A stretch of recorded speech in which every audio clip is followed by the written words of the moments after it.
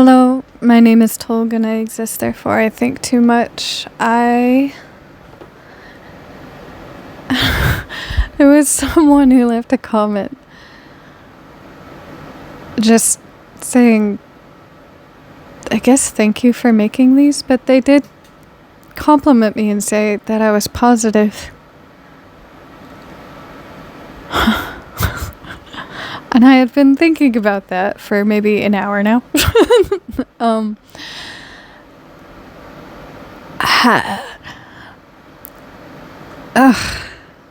Hello, my name is Tolg, and I exist, therefore I think too much. Again, currently thinking too much. People's presentation is not their depth. A presentation is utilized to survive society. It is always an attempt of a human, an animal, to put the best foot forward to be able to ascertain the resources that they want. And resources are far more than just money. Resources are social graces as well. Animals have long understood, to be a lone wolf is to struggle. A society, a community, people around you help you ascertain resources, even so far as just feeling loved, not alone.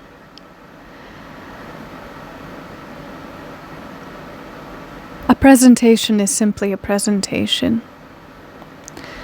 There is a sentiment, I believe it to be Japanese. Someone has mentioned that it is also shared in another culture, and I forgot which one they mentioned.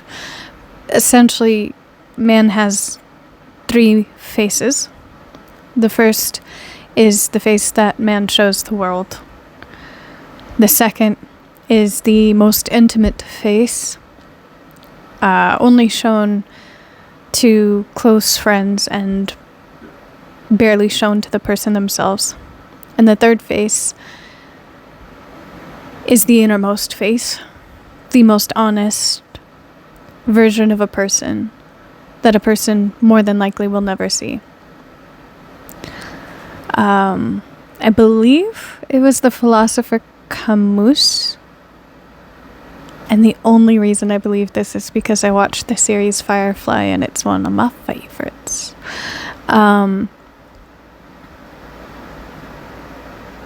Who theorized you won't see genuinity in a man unless you torture it out of them. If someone experiences enough pain, eventually they'll be honest with who they are. Something along those lines. And I don't stand by that. Yes and no. It's like saying drunk thoughts are honest, or drunk words are honest thoughts. It's when you have gone through a lot, what you project is still a sense of safety. It's just what you learn you will be safe by projecting. Presentation is just presentation. Having said all of this, I am in a bad mood. So, I'm gonna read a book that I randomly found on a bookshelf in Barnes & Nobles, and if anybody in their life feels like sending me another one of these series, do it. But also, if you find one, just buy it yourself because it's great. This is McSweeney's issue 61, so it's like they publish multiple books, and in the beginning there's like letters that people send in and they get published, and throughout this book it's, I think, short stories that are put together, the different authors. So it's really fucking cool. And I feel like reading one of them. And, sorry if this wasn't the design of the author. But if it's okay, then I'd love that. I'm going to read it anyways. So the name is Trouble, and it's written by Timothy Moore. Jenny Ling is causing trouble again. Jenny Ling is asking tough questions. Jenny Ling wants to know why women can't participate in gaduman. The men say, it is the sacred responsibility of young men to safeguard the Tacoma Peace Center and the members within. But Jenny isn't satisfied. It's not that she has secret dreams of moonlighting as a security guard. It's the principle. If this is the century of women, like all her leaders say, and if they truly believe, that women will lead the world in the Buddhist millennium to come, why can't these very same women protect their fellow bodhisattvas? The men's group hawks are irate and try to condescend Jenny Ling away. Their mistake. When she raises her hand during guidance, they can't brush her off with the flowery metaphors they use to placate most youth. Such methods insult her. She's a college grad, poli-sci, 2 years out. She believes symbolism to be the root of banality. Her faith is concrete. Her thought process is stuck on critical. One thing that everyone should know above anything else is that you categorically, in no way ever, want to get Jenny Ling angry. In college, Jenny fought with residential life to get co-ed dorm rooms implemented by her sophomore year. Then, co-ed bathrooms throughout the campus. At her summer receptionist job for the anti-nuclear non-profit Bombs OA, Jenny shamed the assistant director who had called her babe so ceaselessly that he had to apologize to her both in a handwritten letter and in front of his entire bemused staff. And then Jenny quit the next day. Old Pioneer members whisper that Jenny is too pretty to be so angry. She doesn't smile often and she almost never laughs, and that's troubling for the members who depend on their young women to bring cheer and encouragement in times of need. Even more troubling is hearing from the young men's group leaders that Jenny has been radicalizing the young women since her return to Tacoma. That she's turning them against the young men by identifying them as oppressors. Brandon, who, a few years out of college himself, says that Jenny Ling is a vessel of Sanshos Shima, an obstacle arising from fundamental darkness. He's been trying to ask her out all year, including one drunken night in the parking lot behind El Toro's, one of the few times Jenny accompanied the youth group leaders for a drink. Brandon had sloppily pressed his hand on her right shoulder as he walked Jenny unprompted to her car, and then just stood there, by her car door, whispering in slurred words that she was so much prettier like this, under the moon, the stars, where they weren't, for once, arguing about Buddhism. A moment that later he would not admit had occurred, not to the other young men whom he repeatedly told that Jenny had tried to kiss him. Those young men had scoffed at the thought of meeting tongues with this strange, angry girl, but were secretly envious of this salacious affection. In truth, Jenny had pushed Brandon's head away and told him to get a cab home, take an Advil, and chant Nam Myoho Renge Kyo until he grew up or passed out, whichever came first. Jenny, she has been chanting 5 hours a day ever since she came back to Tacoma a year ago to stay with her parents after not receiving the job offer she had counted on following her internship. When she's not on the computer sending out resume after resume for positions she knows she's overqualified for, she's in front of her parents' shrine, legs crossed, hands pressed together, chanting. Jenny chants for 2 hours in the morning, 2 hours in the afternoon, and 1 more hour in the dead of night, setting her alarm for 3 a.m. Most bars aren't even open then, to chant when the rest of the household and most of the county are either drunk or dreaming. The shrine is made of a glassy faux ivory that is painted black, and it has the size and shape of a small flat-screen television. Her high school friends joked that the shrine was a TV to the netherworlds, but Jenny never laughed when they said that.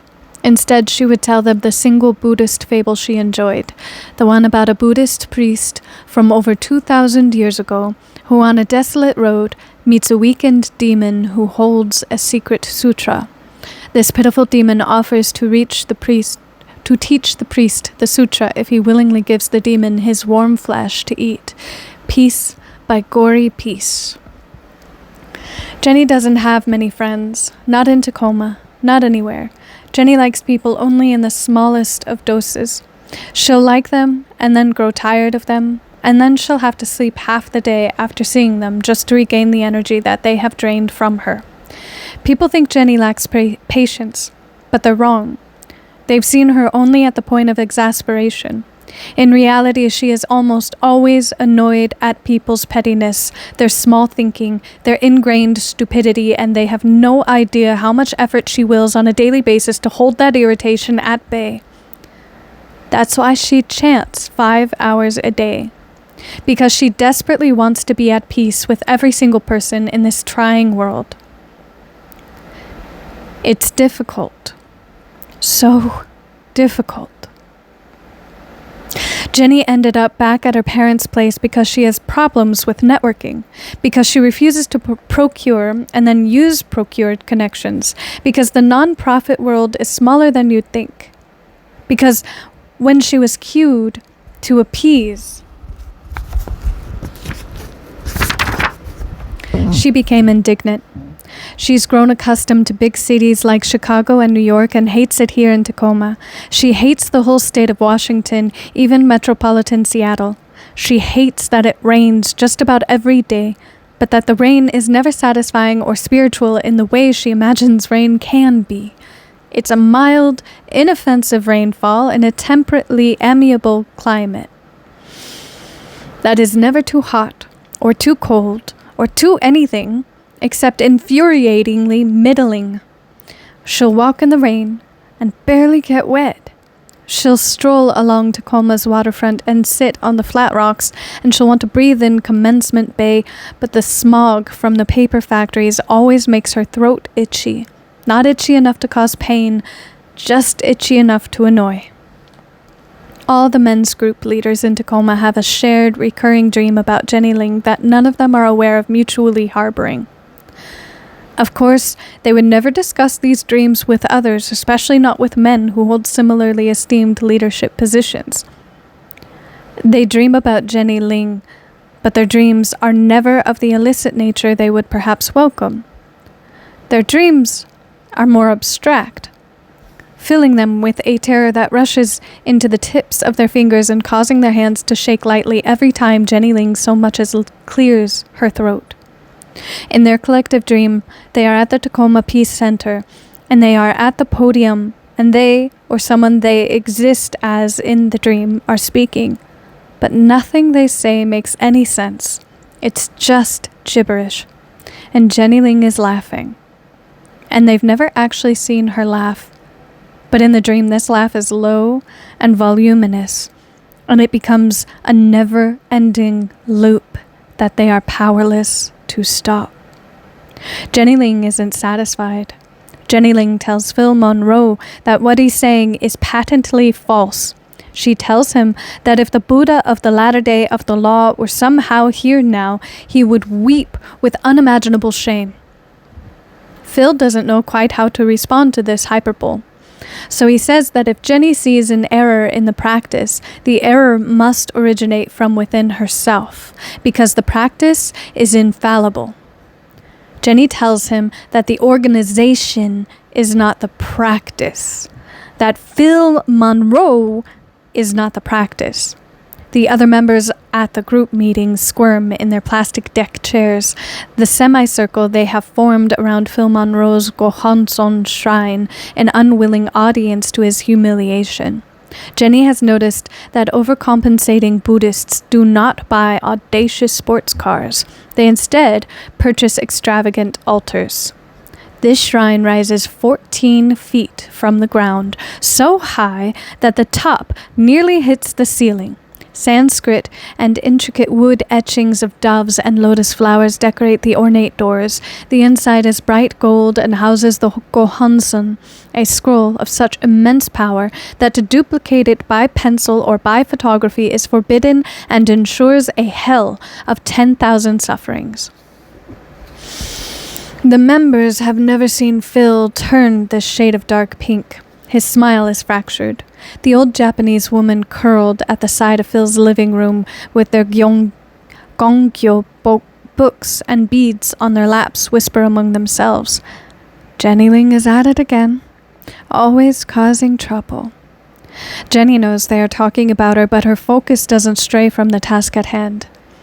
Anyone of any gender should be allowed to perform gadoman. She tells everyone, gender isn't real. This, she says, and she pinches the skin on her left arm, this doesn't matter. Phil's fingers shake. In his dream, they were not at his home. They were at the Peace Center. And then suddenly, at the edge of the world, on a narrow cliff, and he was talking, but he was also tipping over the side. The effect in reality is the same. Phil is younger than most men's group leaders, who are usually in their early 50s to late 60s, but you wouldn't know by his weary demeanor and rigid conservatism. He'll talk earnestly about world peace, and then will immediately bemoan pacifism in the Middle East. Will encourage members to accept all people as they are, but in the next breath will wish for the complete and total annihilation of ISIS, of the Chechen extremists, of North Korea, and that is where these old men stand, at the precipice of enormous hypocrisy. Retired vets and war hawks and patriots that just so happen to marry Asian women and come to believe in the reincarnation of their eternal souls. Phil tells Jenny and the rest of the members that this is not the time or place to discuss issues of this magnitude, and the other members nod in agreement.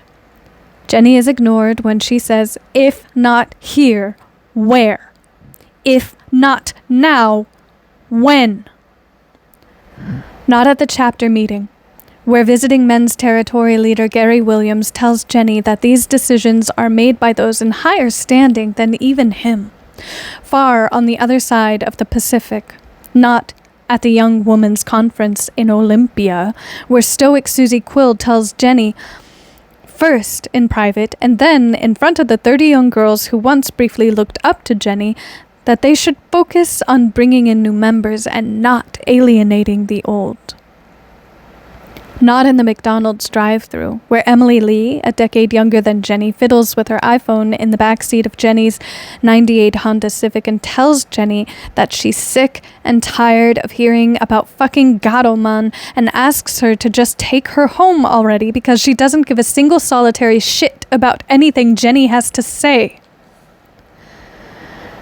While Jenny's issue with Gadoman proves to be a breaking point with Buddhists, young and old, it is inevitable that people have grown tired of Jenny's dissent. There is no sinister cabal constituted when people begin ignoring Jenny at meetings, when they no longer encourage her to attend. The members trust their young men to watch over them, to sit behind the front desk of the Peace Center, to come early and unlock the doors, to inspect the grounds for suspicious characters, to field calls, to stay late and wait while the old pioneers count earnings from contributions and bookstore sales. Why would Jenny Ling want to ruin one of the few constants in their uncertain lives? And the young men?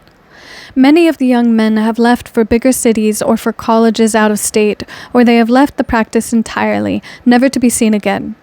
Those who have stayed in Tacoma currently find themselves in the midst of a series of dead-end jobs and broken relationships. Gadoman is the single place where many of them can feel truly competent. And here's Jenny Ling trying to take even that away. Because Gadoman, to them, is sacred. There's training, there's an oath. Though they take single shifts in the afternoon, many times the young men will congregate at the desk together, 3, 4, sometimes 5 at a time.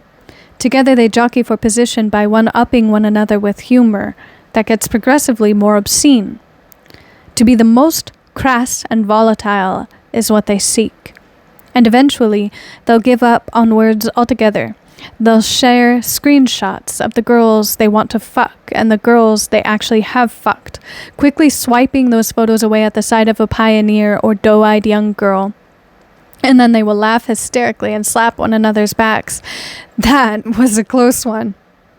But when the time comes, when the wooden striker hits the altar bell 3 times, the appointed Gadoman will close the Gohonson shrine and will bow with respect, and there is pride, there is humility, they all feel it.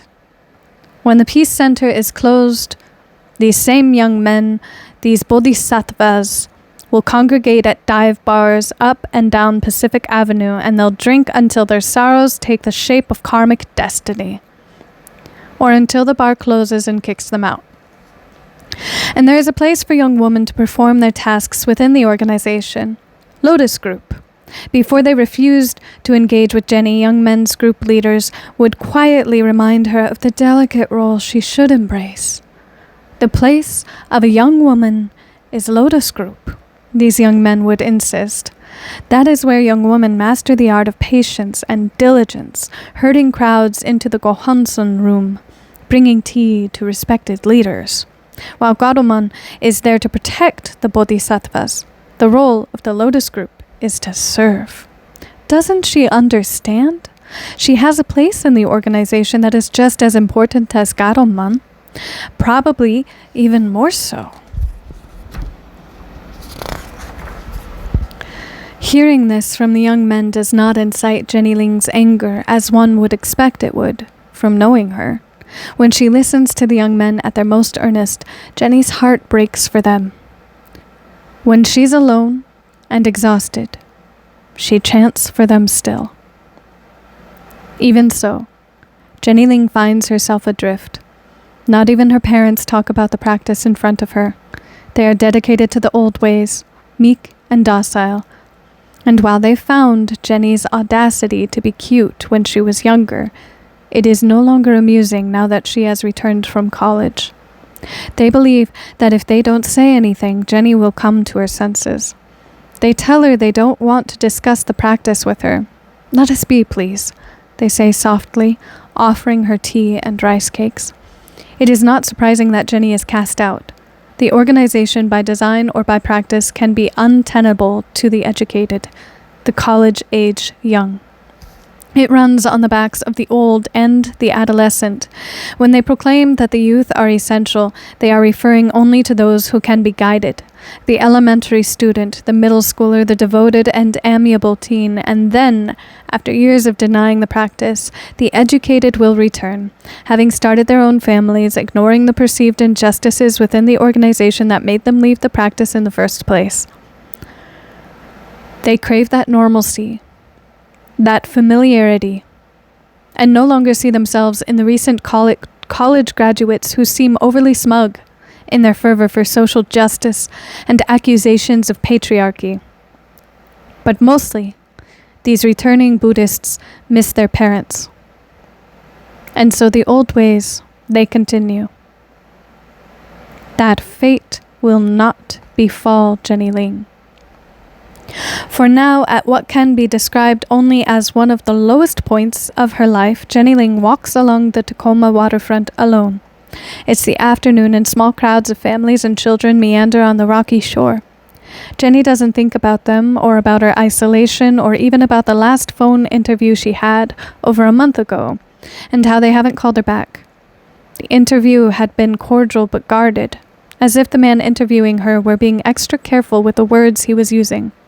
And Jenny knew even then that they must have heard about her reputation and had interviewed her only out of morbid curiosity. A little over a year ago, Jenny had thought her career was on track. She was interning at a literacy nonprofit and had become close to her supervisor, a middle-aged woman named Sarah. Sarah seemed to respect Jenny and told her many times how capable she was, more capable than many of the paid employees. She had even encouraged Jenny to participate in the office's weekly diversity meetings, and Jenny tried to go above and beyond, suggesting ways to make the office more accessible for people with disabilities, pointing out that the staff was mostly white and offering to help HR recruit more diverse employees. But at the end of the internship, she wasn't offered a full-time position. Sarah called Jenny into her office to tell her the news, not meeting Jenny's eyes as she explained that a few staff members had expressed concerns about her interpersonal skills. At the time, Jenny couldn't believe it. She asked if her suggestions at the diversity meetings had offended someone. At that point, she wouldn't have taken the position if offered, but she needed to know. Sarah shook her head. "This is just what I'm talking about," she said, clearly frustrated. "Sometimes," Sarah said, "you just have to let things be." And then, seemingly to calm Jenny, she offered to be a reference. Jenny Ling certainly can believe now that everyone will always want her to let things be. A droplet of rain lands on her sleeve, and she looks up to see dark clouds speeding toward her. Behind her, bikers twist between pedestrians, children scream obscenities. To her right, a restaurant is moving the patio seating inside, the waiters in a muted state of panic. A steady stream of parkgoers rushes past her toward the parking lot, intent on getting their young families to the safety of their dry suburban homes. Jenny ignores them and stands out in the open. A few more drops hit Jenny's shirt, her jeans, her long black hair. A drop rolls down her forehead, even gets into her eyes. She imagines the rain coming down hard, slingshot from the sky just for her. She stretches her arms out and waits. But the drizzle dries up as suddenly as it started, and within minutes the park is repopulated with parents who have unloaded their strollers and taken their kids back to the water. Typical Tacoma, always a threat, but never a storm. Jenny knows that she will leave Washington, possibly forever, but can't, at the moment, foresee the means of her escape. She checks her phone to see if she has received a job offer in her spam folder by accident, but still there is nothing. She thinks about how she never told her friends the final part of the Buddhist fable. When the Buddhist priest decides to sacrifice his flesh to learn the secret sutra, the demon reveals that he is not a demon after all, but a mighty Buddhist deity. The priest not only receives the secret sutra, but also, as a reward for his intended sacrifice, lives a life of immeasurable fortune. Jenny Ling never shared this part. The ending had always felt like a cheat. The real lesson is there when you end the story early, when the priest stares into the demon's pitiful eyes and agrees to the terms. In that very moment, he accepts his fate. For surrendering to his beliefs, he will be completely devoured.